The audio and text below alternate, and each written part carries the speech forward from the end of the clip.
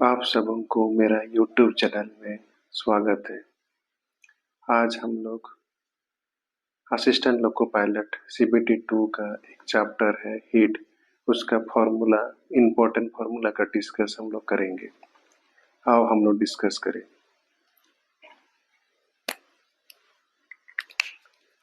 Q is equal to M into C into delta T. हम लोग का यहाँ पर वेयर है Q होता है represented the amount of the heat transfer और M होता है मास ऑफ द सब्सटेंस और C होता है the specific heat of capacity of a substance and delta T होता है चेंज इन टेम्परेचर। और इसका Q जो हम लोग का अमाउंट ऑफ हीट ट्रांसफर है, इसका यूनिट है जूल, जिसको हम लोग इंडिकेट करते हैं J से। M होता है किलोग्राम, इसका यूनिट किलोग्राम, इसको हम लोग लिखते हैं kg। और C होता है जूल पर kg पर डिग्री, और इसको हम लोग लिख भी पाते हैं जूल पर kg पर केल्विन। और डेल्टा T होता है डिग्री और केल्विन भी होता है। और इसका यदि एग्जाम में हम लोग को पूछा जाता है कि C mean specific heat of capacity यदि निकालने रहेगा, तो हम लोग इस फॉर्मूला को मॉडिफाई करके हम लोग लिख पाएंगे C इज इक्वल टू, इधर आने से इसका डिवाइड हो जाएगा Q by M into T। Q होता है हम representative the amount of the heat transfer, और M होता है मास ऑफ द सब्सटेंस, और डेल्टा T होता है चेंज ऑफ द टेम्परेचर। ये फॉर्मूला एग्जाम में बहुत इम्पोर्टेंट है और इस फॉर्मूला का बेस से हमेशा एक क्वेश्चन हम लोग का एग्जाम में आता ही रहता है। इसलिए बच्चों को मुझे कहना है कि आप सब इस फॉर्मूला को सही से याद कीजिएगा और इसी का बेस में कम से कम 10 क्वेश्चन बनाइएगा, तो एग्जाम में आपका श्योर 1 से 1 मार्क आएगा ही इस बेस क्वेश्चन का, इस फॉर्मूला के बेस में। इसलिए बच्चों को मेरा अनुरोध है कि इस फॉर्मूला को सही से याद करें। हम लोग का दूसरा फॉर्मूला है लाटेंट हीट। हम लोग को पहले जानकारी लेना चाहिए लाटेंट हीट क्या है। लाटेंट हीट वही हीट है जब कोई एक body change one state to another state without change in temperature. मतलब कोई एक वस्तु एक अवस्था से दूसरा अवस्था को परिवर्तन होता है, लेकिन टेम्परेचर का कोई चेंज नहीं होता है, उसी को हम लोग लाटेंट हीट कहते हैं। लाटेंट हीट नॉर्मली 2 प्रकार का होता है। एक होता है latent heat of the fusion और दूसरा होता है latent heat of the vaporisation. और latent heat of the vaporisation, तो हम लोग का latent heat of the fusion का फॉर्मूला है, हम लोग का जो पहला फॉर्मूला है Q is equal to M into L F. Q होता है अमाउंट ऑफ हीट, M होता है मास और एल एफ होता है specific latent heat of the fusion और एल बी होता है specific latent heat of the vaporisation. हम लोग एल एफ, जिसको हम लोग बोलेंगे latent heat of the fusion, निकालने के लिए फॉर्मूला है equal to Q by M। हम लोग का तीसरा फॉर्मूला है प्रिंसिपल ऑफ द मिक्सचर। और एक जो प्रिंसिपल ऑफ मिक्सचर है, इसमें हम लोग का एक कोल्ड बॉडी रहता है, एक हॉट बॉडी रहता है, और हम लोग दोनों को मिलाते हैं और उसके बाद मिलने के बाद जो टेम्परेचर होता है उसी को हम लोग बोलते हैं फाइनल टेम्परेचर। इसका हम लोग डे टू डे लाइफ में हम लोग इसका सही एग्जांपल हम देते हैं। जैसे हम लोग ठंड का मौसम में हम लोग पानी को उबालते हैं और उसका एक टेम्परेचर होता है, और एक ठंडा पानी लेते हैं उसका एक टेम्परेचर होता है, और दोनों को मिला के जो टेम्परेचर होता है वो होता है फाइनल टेम्परेचर, और उस पानी से हम लोग नहाते हैं। तो ये फार्मूला हम लोग का डे टू डे लाइफ में हम लोग बहुत अच्छी तरह यूज करते हैं। तो इस फार्मूला को हम सबों को जानकारी होना चाहिए। इसी चैप्टर में और ये फार्मूला बेस में एक क्वेश्चन कंपलसरी एग्जाम में आता है। अब हम लोग इसका डिस्कस करेंगे। जैसे heat energy loss by hot body equal to heat energy gain by cold body. Heat energy जो हम लोग का हॉट बॉडी जो उसका एनर्जी लॉस करता है, जैसे उसका टेम्परेचर जिसका ज़्यादा होता है तो वो तो हम लोग जब मिलाएंगे तो वो तो लॉस ही होगा ना। तो इसके लिए फॉर्मूला इज इक्वल टू, याद रखिएगा, m1 into C1 multiply T1 minus T होता है हम लोग का फाइनल टेम्परेचर। हम लोग को दोनों मिलाने के बाद जो टेम्परेचर आता है उसको हम लोग बोलते हैं फाइनल टेम्परेचर। तो T1 into C1 into T1 minus T bracket में equal to M2 into C2 T minus T2। और जो हम लोग का, आप लोग देखिएगा, टी जो हम लोग का रिजल्टेंट टेम्परेचर और फाइनल टेम्परेचर और मिक्स टेम्परेचर होता है वो T2 से हमेशा बड़ा होता है और T1 से हमेशा छोटा ही होता है, माने कम होता है। तो हम लोग का यहाँ देखेंगे M1 होता है mass of the substance of a, कोई एक पानी चाहे कोई भी चीज़ जिसका M1 मास लेंगे उसका स्पेसिफिक हीट कैपेसिटी होगा ए, हम लोग यहाँ लिए हैं ए। और टी होता है higher temperature to be mix, जो हायर टेम्परेचर होगा जिसको हम लोग मिक्स करेंगे। और दूसरा और एक सब्सटेंस है M2 mass of the another substance, suppose उसको पकड़े हम बी, और उसका भी स्पेसिफिक हीट होगा C2 is equal to specific heat capacity of B का। और T2 होता है lower temperature to be mix, हम लोग को जिसका टेम्परेचर T1 से कम ही हो, तो तभी ना हम लोग मिलाएंगे तब वो एक रिजल्टेंट टेम्परेचर होगा। तो T1 is greater than T2, हमेशा T1 T2 से टेम्परेचर बड़ा होना चाहिए, ग्रेटर देन होना चाहिए। और वो दोनों को मिलाएंगे तो उसका जो टेम्परेचर होगा T, उसको बोलते हैं हम लोग final temperature of the mixture. और ये जो फॉर्मूला है हम लोग का डे टू डे लाइफ में यूज करते हैं। और इस चैप्टर में हमेशा एग्ज़ाम में दिखा गया है कि हमेशा इस चैप्टर से एक क्वेश्चन हमेशा आता है। तो बच्चों को रिक्वेस्ट है कि इसका फॉर्मूला को याद करें।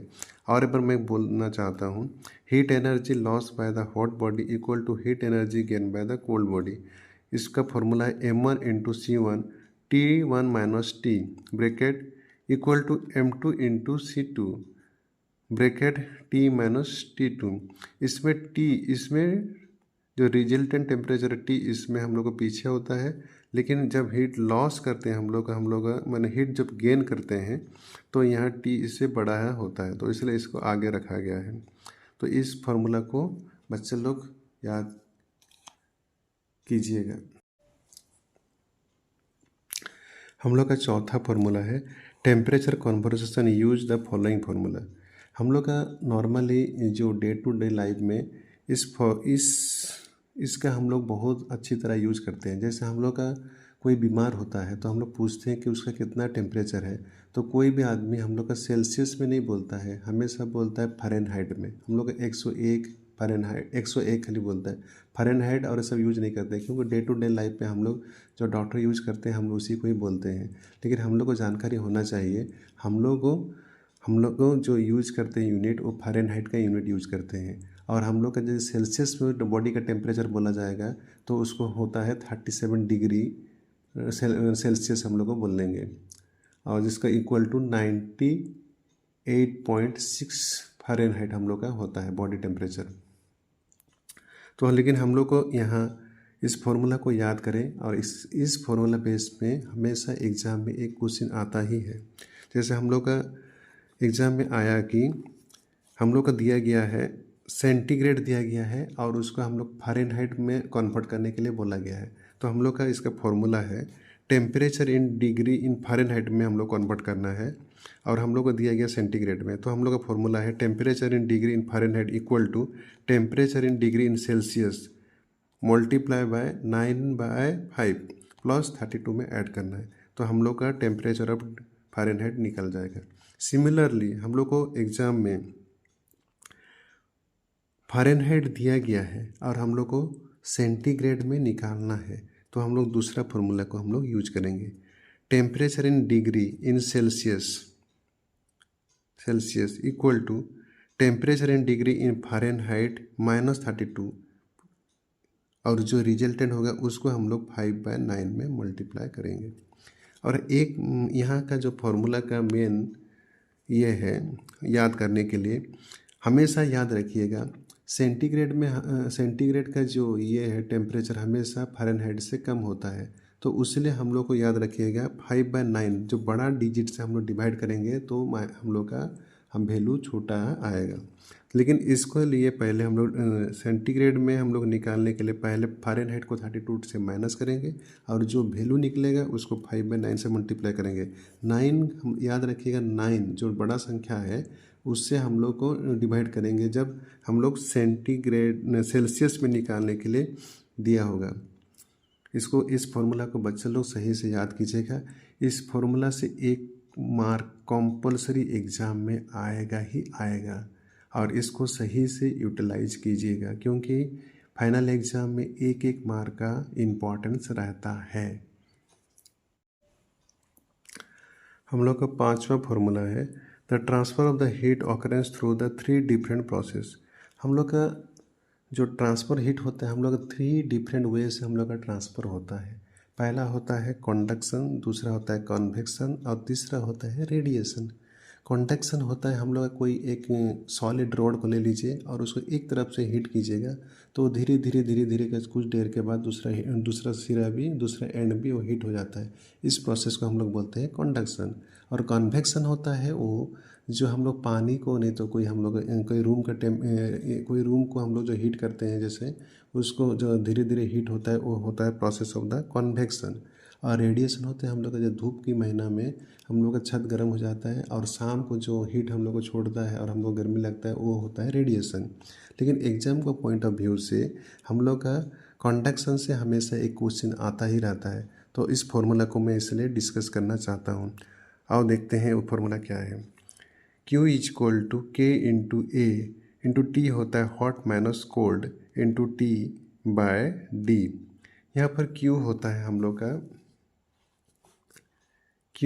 हम लोग का हीट ट्रांसपोर्ट एंड K होता है थर्मल कंडक्टिविटी और T होता है हॉट मीन्स हॉट टेम्परेचर और T कोल्ड होता है कोल्ड टेम्परेचर और T होता है हम लोग का टाइम और A होता है एरिया ऑफ द सरफेस हम लोग जो सरफेस को हम लोग का हीट ट्रांसफ़र होता है और D होता है थिकनेस ऑफ द मटेरियल।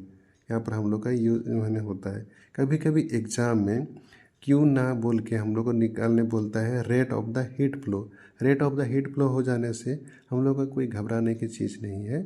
हम लोग को Q/T कर देना है। Q यहाँ पर है, Q यहाँ मल्टीप्लिकेशन हुआ है और T को नीचे ला देना है तो ये फॉर्मूला कन्वर्ट होकर हो जाएगा rate of the heat flow. Rate of the heat flow हो जाने से सेम ही रहेगा फॉर्मूला। उसके बाद K × A T hot minus T कोल्ड/D ये फॉर्मूला मॉडिफाई होके हो जाएगा। इस फॉर्मूला से एग्ज़ाम में लास्ट ईयर का क्वेश्चन हम सॉल्व कर रहे थे, हम देखें इस हर ट्रेड में इस चैप्टर से क्वेश्चन आया ही है। तो बच्चों को मेरा अनुरोध है कि इस फॉर्मूला को भी याद कीजिए और इसका सही से प्रैक्टिस कीजिए क्योंकि यही 5 फॉर्मूला है और बहुत सारा थ्योरेटिकल भी है जो मैं नेक्स्ट वीडियो में आप सबों के लिए लाऊंगा। और मैं आशा करता हूं कि हर फार्मूला को सही से यूटिलाइज कीजिए और इसके बाद मैं एक जो वीडियो लाऊंगा इसमें लास्ट ईयर का सॉल्व पेपर का क्वेश्चन लाऊंगा और बच्चों का अनुरोध है कि इस फार्मूला को सही से याद कीजिए तो आप सबों के लिए बहुत बेनिफिट होगा आप लोगों का CBT 2 एग्ज़ाम के लिए। Thank you.